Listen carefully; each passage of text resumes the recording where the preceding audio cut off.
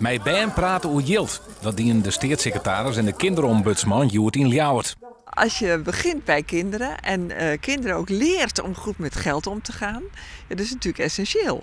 Dus ik hoop dat ik hier een hoop kan opsteken. Ze willen weten wat Ben zelfs vinden dat ze nedergaan.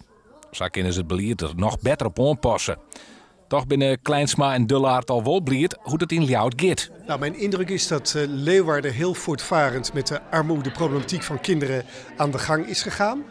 Alleen al het feit dat 4 wethouders hier in het college samenwerken aan de armoedeproblematiek, dat vind ik heel goed. Maar ook het kindpakket, wat ik als kinderombudsman 1,5 jaar geleden naar voren heb gebracht. Ja, die kun je hier echt in werking zien. Bijvoorbeeld voor kinderen worden schoolreisjes betaald.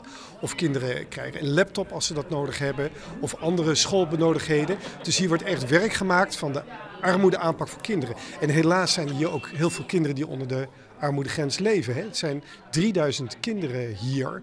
Dus ik ben blij dan ook dat gemeenten, maar ook organisaties zoals Stichting Leergeld, de Voedselbank, de sportvereniging, dat iedereen de handen in één heeft geslagen. En ik denk dat andere gemeenten in het land daar een hoop van kunnen leren.